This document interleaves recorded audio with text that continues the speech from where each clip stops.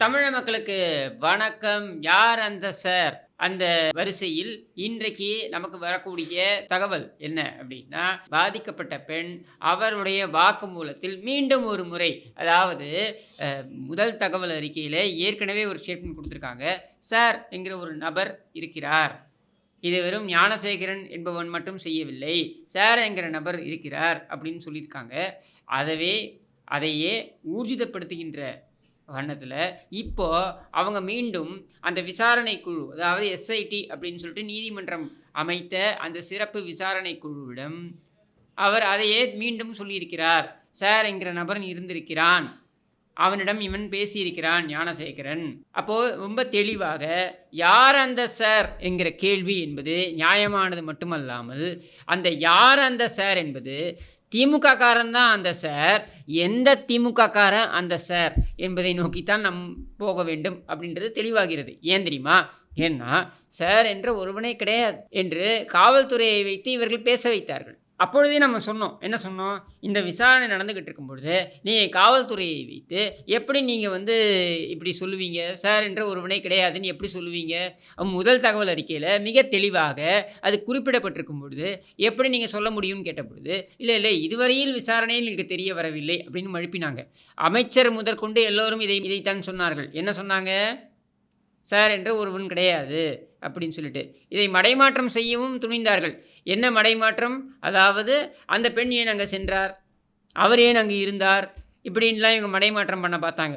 அது எதுவுமே எடுபடலை. இன்னொரு முக்கியமான விஷயம் என்ன தெரியுமா? ஏன் திமுக காரன் தான் அந்த சார் அப்படின்னு சொல்கிறதுக்கு, ஏன்னா இவன் ஞானசேகரன் ஒரு திமுக காரன் அப்படின்றத ஏற்றுக்கொள்வதற்கு கூட இவர்கள் தயாராக இல்லை. நாம் ஆரம்பத்திலே தான் சொல்லிக்கிட்டு இருக்கோம்.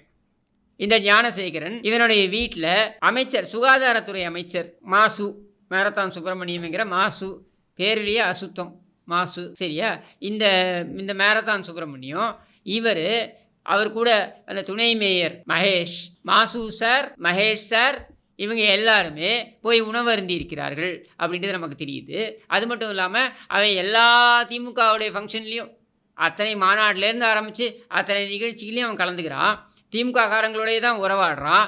இத்தனைக்கும் பார்த்தீங்கன்னாக்க கடந்த அக்டோபர் நவம்பர் மாதம் திமுக காரன் சொல்லிக்கிட்டு திமுக கட்சி கொடியை தன்னுடைய தார் வாகனத்தில், அது 14 லட்சம் ரூபாய் தார் வாகனத்தில் அந்த திமுக கொடியை வச்சுக்கிட்டு இவன் போய் கொள்ளையடிச்சிருக்கான் அப்படின்ற தகவலும் வருது.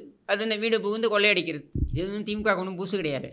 ஆனால் இப்போ நாம் கேட்க வேண்டிய கேள்வி என்னென்னா, இப்பொழுது நீங்கள் சார் என்ற நபரே இல்லை என்று பேசி வந்தது பொய் என்று ஆகிவிட்ட நிலையில், மீண்டும் அந்த பாதிக்கப்பட்ட பெண் இந்த வாக்குமூலத்தை கொடுத்திருக்கின்ற நிலையில் புதுசாக என்ன உருட்ட போகிறீங்க? புதுசாக என்ன சொல்ல போகிறீங்க? இல்லை அந்த பெண்ணுக்கு ஏதாவது நீங்கள் நிர்பந்தத்தை கொடுக்க போகிறீங்களா? நீ வாக்குமூலத்தை மாற்றி கொடுக்க வேண்டும் அப்படின்னு நிர்பந்தம் ஏதாவது கொடுக்க போகிறீங்களா அப்படின்றது நமக்கு தெரியல. இது நீதிமன்றத்தின் பார்வையில் இருக்கின்ற காரணத்தினால நீதிமன்றம் தான் இதற்கான தெளிவான விடையை கொடுக்க வேண்டும், அல்லது நீதிமன்றம் தான் இந்த விடையை நோக்கி நம்ம எல்லாம் அழைத்து செல்ல வேண்டும். அதில் ஒன்றும் மாற்று கருத்து கிடையாது. ஆனால் நாம் இங்கே பார்க்க வேண்டியது என்னென்னா, ஞானசேகரன் என்கிற நபர் தனிநபராக இயங்கியது அப்படின்றது உண்மையல்ல. அவன் ஏதோ ஒரு கட்சி பின்னணியுடன் தான், ஏதோ ஒரு கட்சியில் திமுக என்ற கட்சி பின்னணியுடன் தான் இயங்கி இருக்கிறான். தெளிவாக யாரையோ காப்பாற்றுவதற்கு அந்த சார் என்கிற நபர் யார் என்பதனை வெளியே சொல்லாமல் இருப்பதற்கு என்னவெல்லாம் செய்ய முடியுமோ அதையெல்லாம் இந்த அரசாங்கம் செய்திருக்கிறது. இப்போ உண்மை வெளில வந்துருச்சு. இப்போ அவங்க திரும்பி சொல்லிட்டாங்க, ஆமாம் அவன் ஒருவரிடம் பேசினான், அந்த ஒருவரிடம் நான் உங்கள்கிட்ட மீண்டும் தொடர்பு கொள்கிறேன் என்று சொன்னான் அப்படின்றத தெளிவுபடுத்திட்டாங்கன்ற நிலையில் இப்போ என்ன புதுசாக நீங்கள் உருட்ட போகிறீங்க? அப்போ யார் அந்த சார்? யாரை மறைப்பதற்காக நீங்கள் இந்த நாடகத்தை அரங்கேற்றி கொண்டிருக்கிறீர்கள்? அந்த கார் யாரோடது? அது அவுடி காருன்னு சொல்கிறாங்க, BMW காருன்னு சொல்கிறாங்க. அது அவுடி காரோ BMW காரோ, அது நீங்கள் சொல்வது போல உங்கள் கூற்றுப்படி நீங்கள் என்ன சொல்கிறீங்க? அந்த சம்பவம் நடந்த அந்த பகுதியில் மட்டும்தான் சிசிடிவி கேமரா வேலை செய்யலை, மற்ற இடத்துலலாம் வேலை செய்து கொண்டிருந்தது அப்படின்னு சொல்கிறீங்க இல்லையா? அப்போ அந்த சிசிடிவி கேமராவில் அது கண்டிப்பாக பதிவாகியிருக்கணும்ல. அது மட்டும் இல்லாமல் இவன் கைபேசியில் பேசியிருக்கிறான் என்றால் அந்த ஃபோன் டிரான்சாக்ஷன்லேருந்து எடுத்தாலே யார் அந்த சார்ன்றது தெளிவாயிடுமே. அவங்க ரொம்ப தெளிவாக சொல்கிறாங்க, ஆமாம் ஒருவரிடம் பேசினான்னு சொல்கிறாங்க. நீங்கள் சொல்கிறீங்க அப்படி ஒருவரே இல்லைன்னு. அப்போது அவனுடைய ஃபோன் டிரான்சாக்ஷன் எடுத்து இந்த டைமுக்குள்ளே யார்கிட்ட பேசியிருக்கான் அப்படின்றத எடுத்து பார்த்தாலே எல்லாமே தெளிவாயிடுமே. அதை ஏன் செய்ய மாட்டேங்கிறீங்க? இல்லை உறுதியாக இல்லை அந்த பாதிக்கப்பட்ட பெண், அந்த மாணவி சொல்வது பொய் அப்படின்றதையாவது நீங்கள் வந்து உறுதிப்படுத்தணும். அதையாவது படுத்துறீங்களா? அதுவும் படுத்த மாட்டேங்கிறீங்க. இந்த பக்கம் அந்த பெண் கொடுத்த அந்த புகாரை நீங்கள் பொய் என்றும் சொல்வதில்லை. அதே சமயத்தில் இந்த பக்கம் என்ன சொல்கிறீங்க? அப்படி ஒரு 3வது நபரே இல்லை அப்படின்னு சொல்கிறீங்க. இது என்னன்னு எடுத்துக்கிறது? அப்போ யாரையோ பாதுகாப்பதற்காக நீங்கள் மெனக்கெடுகிறீர்கள். இப்போ ஞானசேகரன் என்ற நபரை நீங்கள் எப்படியும் லாக்கப்பில் அவன் உண்மையை கக்கிவிடக்கூடாது என்பதற்காக அவனையும் நீங்கள் அமைதிப்படுத்துவதற்காக நீங்கள் இந்த விஷயம் வெளியிலேயே பூதாகரமாக ஆகிடக்கூடாது அப்படின்றதுக்காக இவன் தான் குற்றவாளி, இவன் தான் குற்றவாளி, இவன் ஒருவன் தான் குற்றவாளி என்று சொல்லி சமாளிக்கிறீர்கள் அப்படின்ட்டு தெளிவாகுதுல்ல. இன்னொரு தகவல் கூட வருது. அது எவ்வளோ தூரம் உண்மைன்னு எனக்கு தெரியல. தகவல் என்னன்னா, இந்த ஞானசேகரன் ஏதாவது உண்மையை சொல்லிவிடுவானோன்ற அச்சத்தில் அவனை என்கவுண்டரில் போட்டு தள்ளினாலும் ஆச்சரியப்படுவதற்கு எதுவும் இல்லை அப்படின்ற தகவலும் வருது. அது எவ்வளோ தூரம் உண்மைன்னு எனக்கு தெரியல. அது ஊர்ஜிதப்படுத்தப்படாத தகவல் என்பதனால அதை பற்றி நான் நிறைய பிரஸ்தாபிக்க விரும்பலை. ஆனால் அப்படி ஒன்று நடந்தாலும் ஆச்சரியப்படுவதற்கு எதுவும் கிடையாது.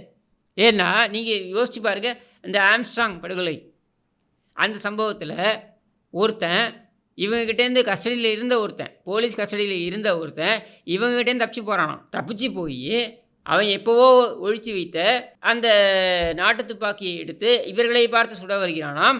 இவர்கள் மீண்டும் சுடுகிறார்களாம். அவன் இறந்து போகிறானாம். சரியா? இதையெல்லாம் கூட நம்ம கேட்டுக்கிட்டோம். அப்போது இவங்கக்கிட்ட மாற்றவன் மட்டும் தப்பிச்சு போகிறான். தப்பிச்சு போகும்போது வழுக்கி விடுறான். அவன் வழுக்கி விழும்போது கால் உடையுது, இல்லை அவனை சுட்டு கொள்கிறாங்க. இப்படின்றது நடந்துக்கிட்டு இருக்கு. நம்முடைய கேள்வி இங்கே, நீங்கள் ஞானசேகரனை என்ன வேணுமானாலும் செய்து கொள்ளுங்கள், அது நம்ம பிரச்சனை கிடையாது. ஆனால் மீண்டும் மீண்டும் நாங்கள் வருவது ஒரே ஒரு விஷயத்தை நோக்கித்தான். என்னென்னா, யார் அந்த சார்? இதை நீங்கள் மறைக்க எவ்வளோவெல்லாம் முயற்சி எடுக்கிறீங்களோ அவ்வளோக்கு அவ்வளோ அந்த நபர் ஒரு விவிஐபி அப்படின்றது ஊர்ஜிதமாகிறது. அப்போ எந்த அளவுக்கு நீங்கள் இதை மறைக்கிறீங்களோ அந்த அளவுக்கு அந்த விவிஐபி முக்கியமானவர், அதாவது வெரி வெரி இம்பார்ட்டன்ட் பர்சனாலிட்டி தானே விவிஐபி. அப்போ அவர் இந்த கட்சியில் தான் இருக்க வேண்டும் அப்படின்றதும் ஊர்ஜிதமாகுது. ஏன்னா இவன் ஞானசேகரன் உங்கள் கட்சியில் இருக்கான்றத விட ஒத்துக்க மாட்டேங்கிறீங்களே. நீங்களாக இந்த காம்ப்ளிகேஷனை உருவாக்குறீங்க. அப்போ இந்த காம்ப்ளிகேஷனை இப்போ நாம் வந்து அன்ட்ராவல் பண்ணணும்னு சொல்லுவாங்க. அதாவது ஆங்கிலத்தில் சொல்லுவாங்க. அதாவது என்னென்னாக்கா, இந்த பிரச்சனையை இது என்ன அப்படின்றத தெளிவாக்க வேண்டும் என்றால் யார் அந்த சார் என்பதை நோக்கி இந்த விசாரணை செல்ல வேண்டும். அப்போ முதல்ல சார் என்று 3வது நபர் இருக்கிறான் என்பதனை அரசாங்கம் அதிகாரப்பூர்வமாக ஏற்றுக்கொள்ள வேண்டும். இப்போ வேறு வழியே கிடையாது. அவங்க விசாரணை அந்த குழுவிட்டமே அந்த அந்த அந்த மாணவி வந்து சொல்லிட்டாங்க, ஆமாம் 3வது ஒரு நபர் இருக்கிறார் அப்படின்னு சொல்லிட்டு. அப்போ ஒழுங்கு மரியாதையா அந்த ஆள் யாருன்ற தகவல் உங்களுக்கு தெரியாமலாம் இருக்காது, உங்களுக்கு தெரியும். அப்போ யார் அந்த சார் என்பதை விட யார் அந்த திமுக நபர் அப்படின்றத நீங்கள் தெளிவுபடுத்துங்கள் என்பதனை மக்களின் சார்பாக கோரிக்கையாகவே உங்களிடம் வைக்கிறேன். எப்படியும் உண்மை வெளில வரப்போகுது, அது கொஞ்சம் சீக்கிரமாக உங்கள் வாயிலேயே வரட்டும் அப்படின்றது தான் என்னுடைய நிலைப்பாடு என்று கூறி விடைபெறுகிறேன். நன்றி, வணக்கம்.